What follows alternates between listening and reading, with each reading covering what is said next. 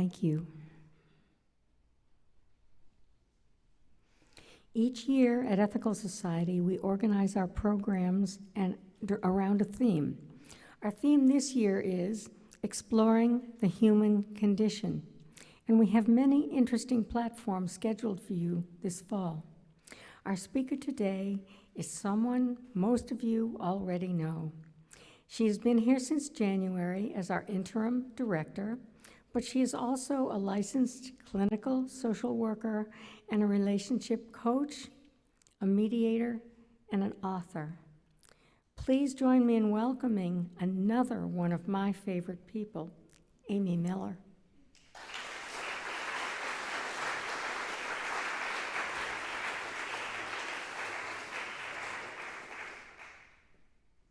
have heels on. I'm much taller than Maxine. Hi, thank you, that was very sweet. Welcome, everyone. So, before we begin, I have a short video I'd like to show you. Jake, if you could. This man right here is my great-grandfather. He was the first cat herder in our family. Herding cats. Don't let anybody tell you it's easy. Anybody can herd cattle. Holding together 10,000 half-wild short hairs, well, that's another thing altogether. Being a cat herder is probably about the toughest thing I think I've ever done. I got this one this morning, right here, and if you look at his face, it's just ripped to shreds, you know? You see the movies, you hear the stories, I'm living a dream. Not everyone can do what we do. I wouldn't do nothing else. It ain't an easy job, but when you bring a herd into town and you ain't lost a one of them, ain't a feeling like it in the world.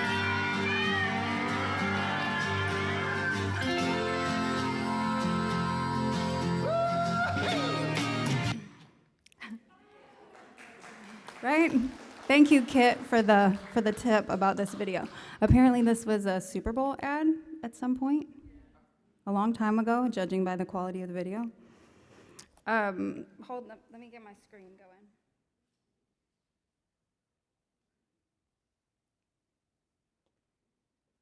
I'm not very good with PowerPoint, so I only have a couple of slides, but they will help to illustrate. So, herding cats. So, being a cat herder looks hard. And I don't know if you know this, but when I took this job, the running joke from all kinds of people was that it would be like herding cats. People said that with humor, like, oh, haha, good luck. But when I got here, I was like, oh, okay, I see what you mean. Do any of you have a cat? Yeah? I have a cat. She does what she wants, whenever she wants. She puts her butt in the camera during Zoom calls. She has started trying to climb my back when I'm wearing a particular bathrobe that she likes the texture, not the new one that I just got, if any of you know about that. She gets the zoomies at 3 a.m. and tears through the house. She literally slapped my face the other day. When I said that to Zoe, she made me act it out. So it involved a paw on my knee and a paw on my face. And I was like, for what? Don't know. She doesn't think, maybe I should not knock this cup off the table because then my person will have extra work to do cleaning it up. She thinks, insofar as cats think anything, I want to do this and therefore I will. Or maybe I just wonder what will happen if I knock this glass over.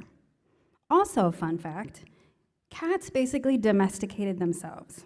I learned this from National Geographic. Not through form, but through function. And research reveals that wild cat ancestors share essentially the same genetics as house cats today. The two lineages of cats, the European forest cat and Southwest Asia/North African wild cat, are solitary hunters that lack any strong social hierarchy, which would make them poor candidates for domestication by humans to start with. But they basically decided that people could go ahead and love them because where the people lived, there was plentiful food. It was the cat itself who came to prize the territory around the homes of the ancient farmer and the ancient mariner, or the wharf of the ancient mariner. They were drawn to a plentiful supply of prey in the form of rodents, which brought their species and ours to be linked forever. So cats in this context are the ultimate free thinkers, but without much of an ethical framework. They really do whatever they want without regard to its impact on people or the environment. They are opportunistic as hell. So we can't be cats. That's Rodney. That's my husband, in case any of you don't know that. That's our cat. But she's only being held because she literally can't escape. Otherwise, zero chance.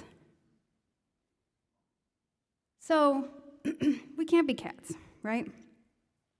Most of us in this room, myself included, probably have, to greater or lesser degrees, authority issues. Raise your hand if you have authority issues. Yeah, I know. Even some of you who didn't raise your hands.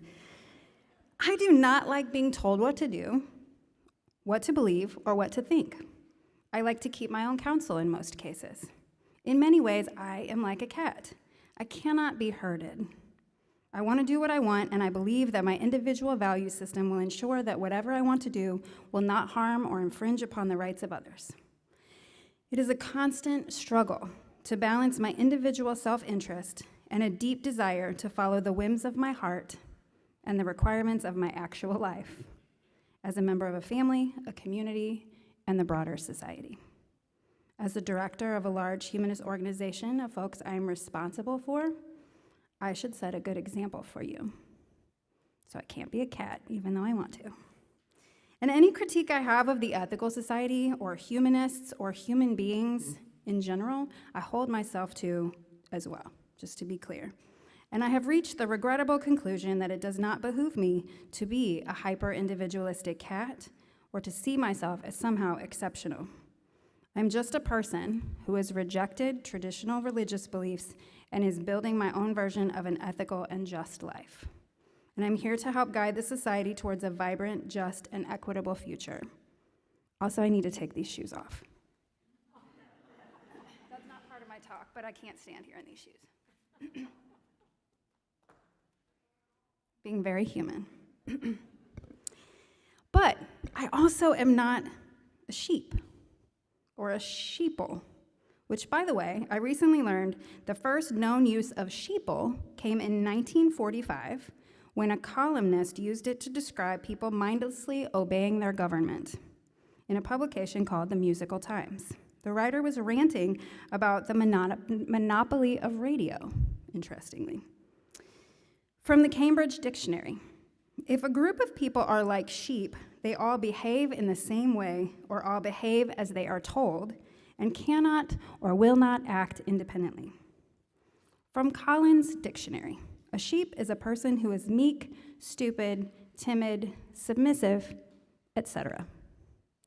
From Urban Dictionary, sheep, a group of people who lack the capacity for careful consideration, imagination, or individual thought, who thusly go with group and allow god-awful trends and events to unfold and make us all miserable. I could apply this definition to 53% of white women in 2016, if you know what I mean. But there is the doubly problematic association for many of us, which is sheep plus shepherd, are references from the religious traditions we were raised in. So nothing could be worse for someone who has left, or worse, been harmed by Christianity in some way than seeming like or being accused of being a sheep. So it is clear we don't want to be sheep. And don't worry, we don't even have the capacity to be, from what I've seen. Someone said in a new visitor meeting, I needed to come a few times to make sure this wasn't a cult. And I was like, I laughed, of course. I was like, there's nothing less like a cult. I said, everyone has an opinion about everything and it's all different. That's like literally the opposite of a cult, which they had been reassured after attending a couple times. I believe there might be on a membership track. Think about a time you tried to reach a decision. Oh, wait. We're not sheep. Think about a time you tried to reach a decision and you asked 8 of your closest friends what they thought you should do. And they all had different ideas. And maybe some of them were useful and some were not. Some aligned with your values and some did not. You ultimately had to decide for yourself. That's what it's like to be a humanist. Checking in with all kinds of other sources, being a curator of differing thoughts and opinions, but ultimately creating your own set of values, ethics, and right decisions. Definitely not a sheep. But now imagine you have 300 of those not sheep in community together. Did you know that throughout the first half of its history, the Ethical Society of St. Louis as a body, which was founded in 1886, refrained from taking sides on any ethical issues? From the manuscript called A Community of Freethinkers by James O'Neill that was written in 1985 for the Ethical Society, which is available, it was never completed. It's a long story. It was never completed, but the PDF is available on our website. I believe Matthew Heil scanned it during COVID as an intense project. So this is where this is from. Leaders and members alike were free to voice strong opinions, but no position was sanctioned as a party line. When the American Neutrality League asked the Board of Trustees to endorse its anti-war stand in 1915, the board of the Ethical Society passed a resolution declaring that it would not commit the society to any public stands, nor would it even bring such requests before the membership. The prevailing fear was that sanctioned stands, like the moral mandates of a traditional church, would tend to make dissenters feel disloyal. The community would brook no compromise of that most cherished of values, free thought. After World War I, however, the society began to rethink its position. In the face of international tensions and economic disaster, neutrality smacked of timidity and equivocation. With the specter of the ecclesiastical hovering over the deliberations, the community tentatively decided that certain positions command the assent of all ethical people. Accordingly, the membership in 1934 ratified an innocuous disarmament resolution proposed by the Women's Club of Philadelphia. The resolution expressed opposition to war and support of all movements and legislation for the advancement of peace among the peoples of the world. A telegram expressing the kernel of this resolution was sent to President Roosevelt.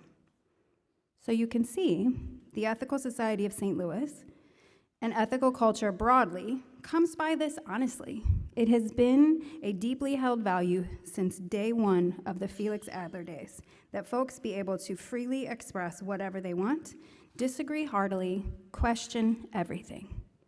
Everyone is encouraged to think for themselves and believe what they want to believe.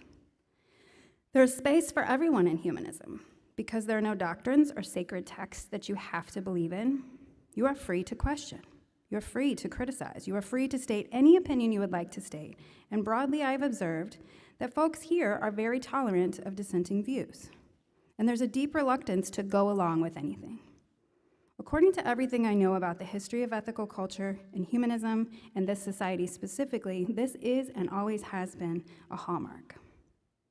I didn't realize when I took this job how deep the free thinker roots go. So I'm glad and relieved that in 2023, we all seem to espouse, at the very least, freedom of reproductive choice, LGBTQIA rights, support of public libraries, and a commitment to developing our anti-racist frameworks and dismantling oppressive systems. There are a few other things we probably mostly agree on, but everything else is fair game, which is great, mostly. But everyone believing and enacting the maxim, I am entitled to have and share my opinion about everything, is both a strength and a weakness when it comes to building a strong community. On the positive side, it creates robust dialogue and enables rich idea exchange. But, this focus on idea exchange can sometimes make it challenging to create and enact meaningful change in a system, in any system, even change that is welcomed and desired, and in this case, might be perfectly aligned with humanist values. It can make it hard to come to timely decisions. A desire for everyone to be heard from and everyone's perspective to be honored is shared. No one here values hierarchy or absolute power, myself included. But sometimes a resistance to authority translates in practice to a resistance to even non-toxic leadership. Trying to make decisions based on consensus can stall out because it takes a long time. And sometimes it's not clear who makes the ultimate decision, or folks resist being the one to make the decision in the absence of consensus. Things get backburnered because they are sticky. ongoing problems that can't be easily solved. Or, like anything, they get talked to death where folks give up seeking solutions when consensus isn't found. Sort of like in any family system, there are some things you just stop talking about because it doesn't usually go well. And it's hard to get everyone to the table with enough time to really work on a project. And sometimes your leader or director will have to make hard decisions. I told you on day one how much I did not envy your previous leader, James. He had to make a lot of tough calls the last couple years of his tenure. And I can't speak to the extent to which he honored the commitment to consensus leadership here, but in any case, especially as you all prepare to hire your next leader, please recognize that it is a challenging role to have any authority in an anti-authority community. As you launch the permanent leader search, I would love for the community to be thinking about what it can reasonably expect from anyone in leadership roles here. From the AEU website, it's the American Ethical Union, humans are social by nature and find meaning in relationships. Humanists long for and strive toward a world of mutual care and concern, free of cruelty and its consequences, where differences are resolved cooperatively without resorting to violence. The joining of individuality with interdependence enriches our lives, encourages us to enrich the lives of others, and inspires hope of attaining peace, justice, and opportunity for all. So, if we are not hyper-individualistic cats because we do care about our impact on others, and we are not submissive and docile sheep, then what are we? What social creature should we be emulating? A rigorous definition of an animal society is a group of animals belonging to the same species and consisting of individuals beyond those in a family unit who perform specific tasks, spend distinctly more time together, and interact much more within the group than with members of the same species outside of that group. A social animal is defined as any animal species that typically forms into societies. This does not sound very different than a rigorous definition of an ethical society. We are a group of animals belonging to the same species, consisting of individuals beyond those in a family unit, who perform specific tasks, spend distinctly more time together, and interact much more within the group than with members of the same species outside of that group. I started researching other social animals. There's some strong contenders, but upon much thought, I propose we need to be more like meerkats. And I will tell you why. First of all, because a group of meerkats is called a mob or a gang, and that makes us sound very tough. And here are some things about meerkats we could emulate, besides just being very cute. The meerkat families, number one, the meerkat families don't have to be related to belong to the same group. There's much less tribalism than in other animal groups. In today's political climate, less tribalism and more radical inclusion sounds ideal. Number two, females are typically the dominant members of the mob. Just kidding, we can be egalitarian, but. Number three, meerkats all pitch in to help. With researchers diving deep into the lives of meerkats, it has been discovered that they are far more communal in their behaviors and habits than possibly any other animal on Earth. I read, they are actually more loyal to each other than humans are, love to cuddle each other, care for injured or sick relatives and friends, and help raise each other's offspring. Talk about it takes a village. Interestingly, as National Geographic points out, and I spent a lot of time on National Geographic recently, meerkats actually function in their own sort of society, with different members taking up different jobs over the course of their lives. That sounds like volunteerism at the Ethical Society. The most well-known role in the meerkat gang is that of a sentry. That's the famous member of the gang, the sentry, who looks out for danger while the rest of the group makes themselves busy. It's a dangerous position, and they let out regular high-pitched squeaks to let the group know that they're safe. I'm happy to be your interim sentry. My notes to you in the weekly email are like high-pitched squeaks to let you know you're safe. Number 4, I tickled myself writing this, I'm not gonna lie. Number 4, meerkats are great communicators. When I sent the survey about what qualities you look for in a leader, you consistently highlighted great communication as a preferred skill set. We are currently working on developing these skills among and between all of us. I love this as an aspiration for this community. Number 5, meerkats look out for each other intentionally. They warn each other, and they quite literally stand up for each other. Number 6, this seems like a bit of anthropomorphism, but one thing I read said, love drives them to protect their colony, along with a sense of pragmatism and something of an unspoken motto, we're all in this together.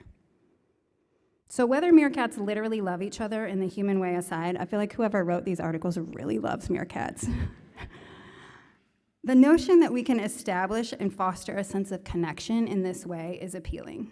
I also read a meerkat's sense of community is about love and companionship, as well as survival, and they have evolved to stick together for the greater good of the mob. Indeed, their strength comes in numbers. If they went out alone, each individual would quickly become the victim of a predator. I don't think we're likely to be eaten by snakes, jackals, or eagles, like the meerkat, but there are consequences to loneliness, to not being part of a social group. Indeed, some studies have linked the emotional strain of loneliness caused by social isolation to physical illness, including sleep disorders, heart disease, and a weakened immune system. A public health study done in Canada even ranked social isolation as a higher risk factor in premature death. So being part of a loving community can literally save your life or extend your life. Number 7, meerkats are very smart, which also sounds like us. A recent study at St. Andrews University in Scotland found that meerkats use complex coordinated behavior, which rivals that of chimps, baboons, dolphins, and even humans. They solve tasks with help from their mob, but also a bit of independent thought. Isn't that ideal? A little bit of independent thought. There are a few animals on Earth who work together as well as meerkats. These squirrel-sized members of the mongoose family live in groups of different sizes, from as little as 3 to as big as 50 members. Everyone in the mob participates in gathering food, keeping a lookout for predators, and taking care of the babies. When under attack by predators, the gang will gather together and they will bite, claw, or scratch the predator until it retreats or dies. I'd love to see the Ethical Society members reach these levels of participation, except that last part, which seems extreme. But what if everyone in our mob volunteered for something, contributed in the best way for them? There are so many ways you could be part of things here. And I wrote this before I heard Crystal's. Side note, we will definitely need volunteers for Day of Service on November 26th, so you've now been reminded twice. And Good Cheer on December 17th. We could also use volunteers for that. You're welcome to mark your calendars. So, meerkats are awesome. And I think we should be more like meerkats, although they do have a dark side of violence and aggression. After reading and compiling all these cute stories about how wonderful and cooperative meerkats are, I saw a headline in the Smithsonian that was chilling. Baby murdering meerkat alpha females enslave subordinates as wet nurses. And they also settle disputes with eating contests. So it's not a perfect comparison, and we won't take everything from their playbook. Right? They're cute, except when they're scratching and fighting to the death. But you get my point. We can't be cats who are independent, opportunistic, and unconcerned with their impact on others. But we will never be sheep who are codependent and just go along with everything and don't have our own opinions. So let us, mostly, be like the meerkats, living interdependently and exploring the human condition together.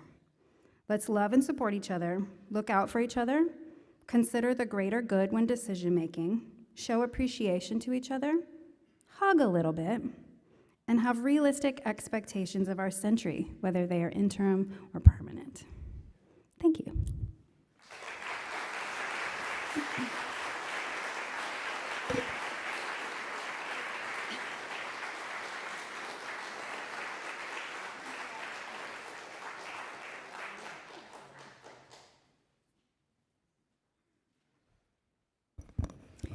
I never thought of myself as a meerkat. I might in the future. I like the good part of it.